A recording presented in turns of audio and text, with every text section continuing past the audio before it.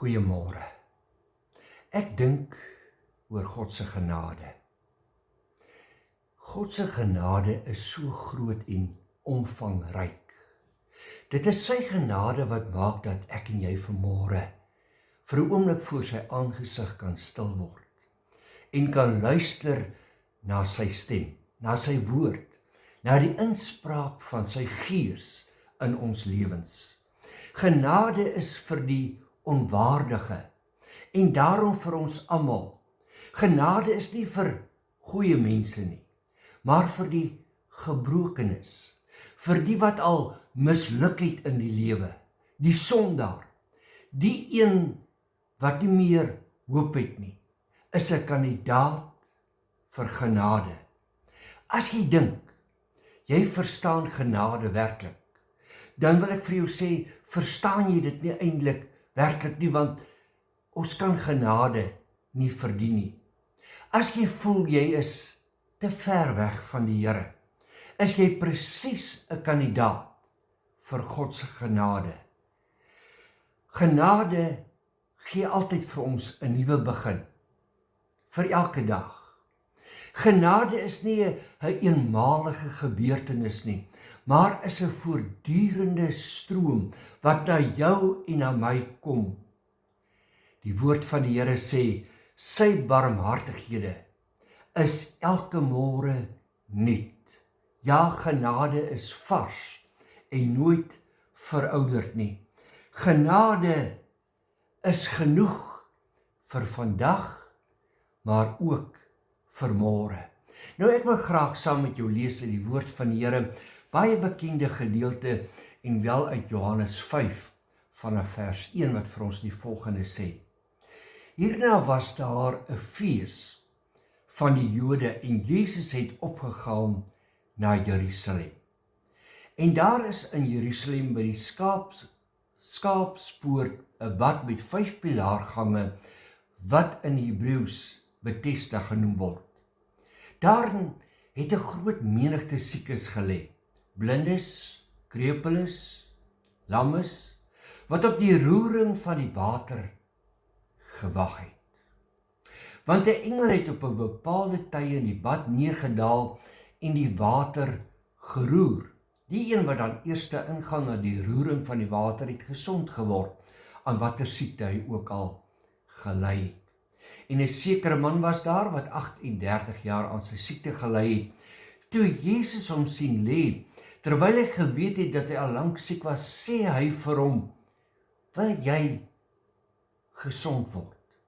Die sieke antwoord hom, Here, ek het niemand om my in die bad te sit as die water geroer word nie.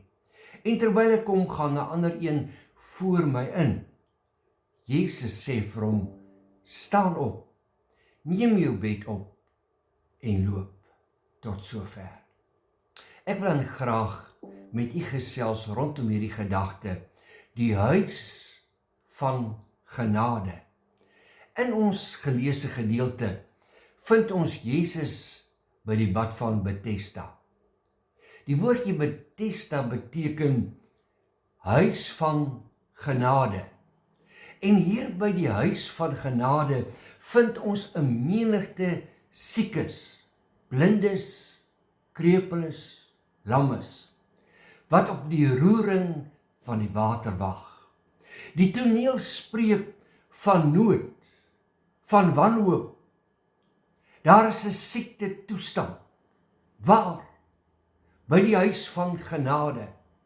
En ek wil dit vir jou stel, ons leef in 'n tyd waar God sy genade op ons wil uitstort, maar ten spyte daarvan vind ons dat rondom ons en selfs onsself in 'n siekte toestand is. Ons fokus dikwels net op hierdie man wat vir 38 jaar lank siek was. Maar hy was nie alleen nie, en ek stel dit aan jou vriend, dat baie keer dan voel dit vir jou, dis net jy alleen wat 'n krisis beleef, jy alleen wat siek is, jy alleen wat 'n finansiële krisis het, jy alleen wat deur 'n huishoudelike probleem beweeg. Maar daar is ook ander, by die huis van genade. hier waar daar so groot moontlikheid is van genesing. Rondom hierdie man lê 'n mensdom van pyn, van wag, van hoop, van teleurstelling. Elkeen het 'n storie, soos wat jy ook 'n storie het. Elkeen het 'n behoefte en elkeen het 'n rede waarom hulle daar lê. Dit wil voorkom of nie een van hulle 'n plan het om terug te gaan huis toe nie. Hulle het hulle plekke ingeneem asof dit permanent is. Dag in en dag uit.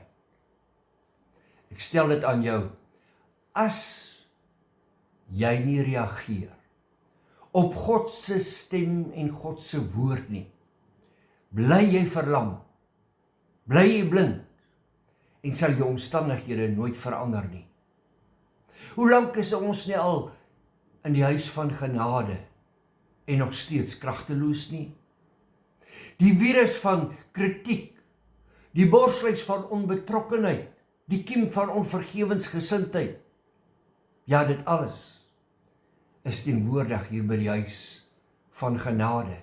En dan lyk dit soms of die mens gemaklik geraak het daarmee. Daarom dan die vraag. 'n Vraag wat roep om 'n antwoord.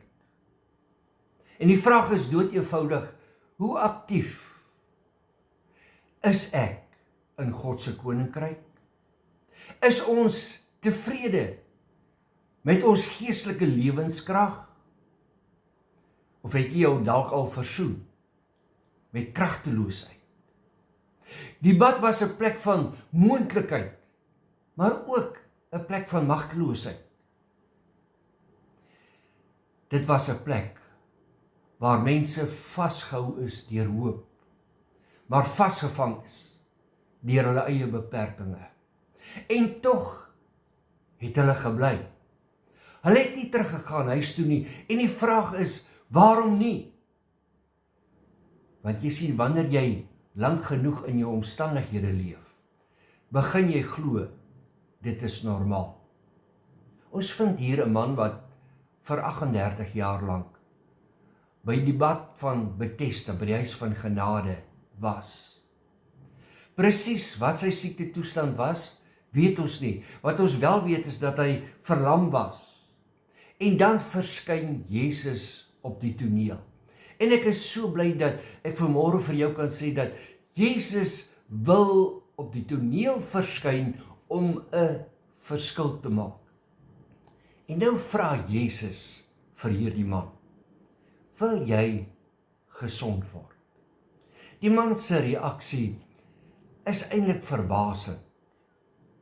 Hy sê, Here, ek het niemand om my na die water te neem, wanneer die water geroer word nie. Dis nie wat Jesus gevra het nie. Jesus het nie gevra, moet ek jou na die water toe neem nie? Nee, Jesus vra vir hom, wil jy gesond word? Dit verg 'n keuse. Besef jy jou toestand? Besef jy dat jy jouself nie kan help nie? Besef jy dat God genade aan jou wil bewys?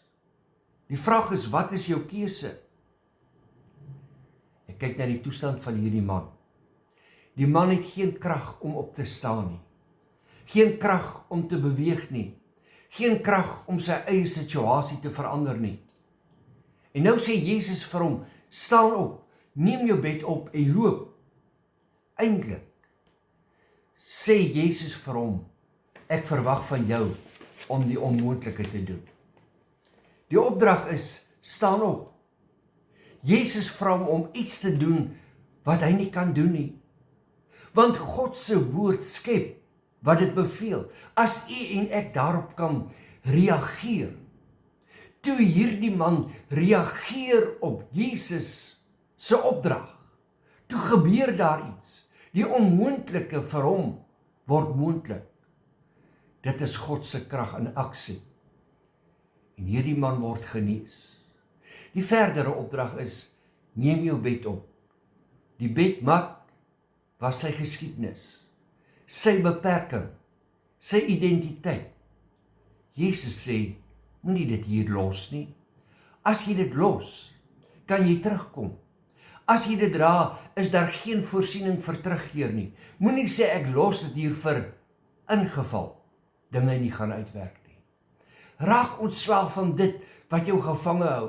Daardie magsgewoonte wat jy weet jou geestelike lewe vertraag.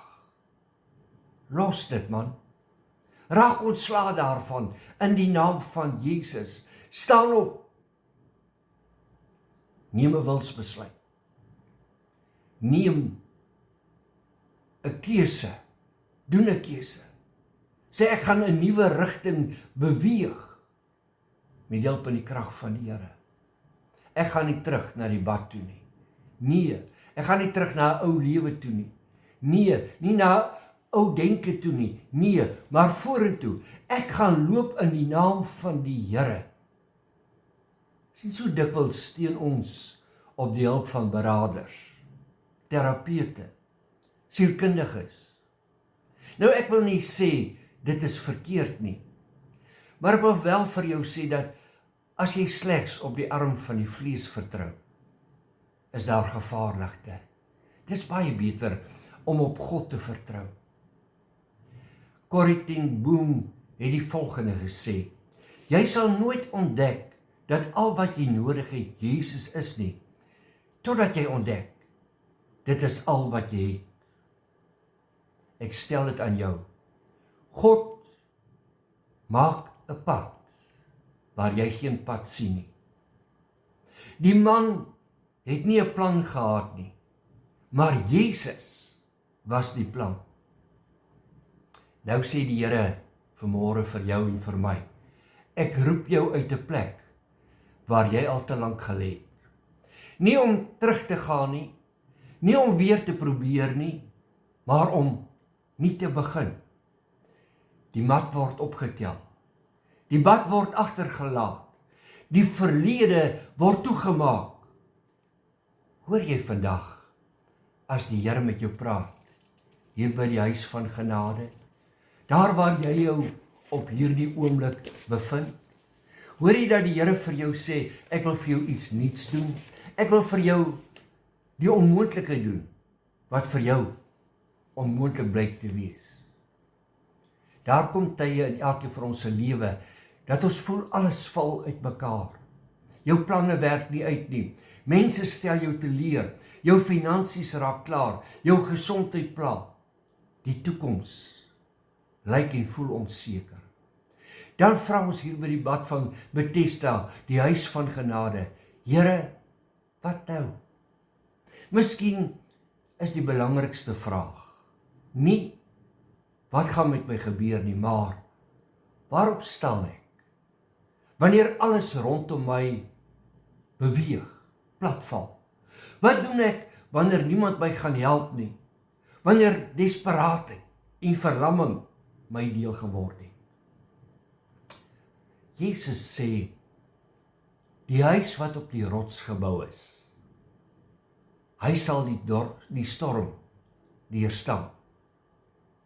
Nou wil ek vir jou sê, die woord sê nie, dat ons die storms gaan beleef nie.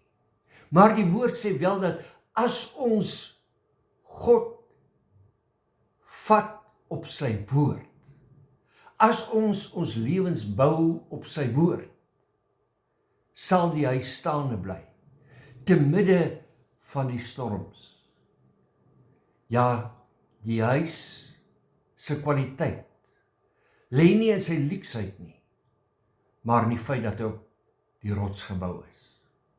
Hou vas aan die Here wanneer jy nie verstaan nie. Hou vas wanneer jy niks voel nie. Geloof beteken nie noodwendig God se teenwoordigheid, dat jy God se teenwoordigheid voel nie. Maar dit beteken eenvoudig, Here, ek verstaan nie, maar ek sal U nie laat los nie. Onthou, jou omstandighede is nie jou fondasie nie. Mense kan verander, geld kan verdwyn, planne mag misluk, maar God bly onveranderlik. Sy woord bly onveranderlik. Is jy bereid om die onmoontlike te doen? Om God op sy woord te vat? Om te sê, Here, vandag in hierdie oomblik staan ek op in die naam van Jesus Christus. Here, ek is moeg vir mislukking. Here, ek is moeg vir hierdie geestelike toestand. In U naam gaan ek opstaan. Ek gaan op U woord vat. Want U betoon genade, nie aan die goeie nie, maar juis aan die een wat 'n behoefte het. Vir hoe lank wil jy nog treur? Vir hoe lank wil jy nog hartseer wees? Wil jy nog hier by die bad van Bethesda lê terwyl God genade aan jou bewys het? Staan op in die naam van Jesus. Ervaar sy guns, sy liefde en sy vrede. Kom ons bid saam. Dierbare Here Jesus, dankie dat U genade aan ons bewys. Dankie dat genade juis spreek van onverdiende guns. Dankie dat U bewus is van ons omstandighede. En dat U sê U is die God wat 'n sterke reddende hand het, wat bereid is om in hierdie oomblik ons by te staan en ons deur te dra. Ons gee aan U die lof en die eer, terwyl ons na U toe kom, net soos wat ons is, en ons wil bely en sê, Here, in U naam staan ons op, en in U krag sal ons beweeg. Eer, lof en aanbidding aan U, tot in alle ewigheid. Amen. Jy moet mooi loop, vrede vir jou.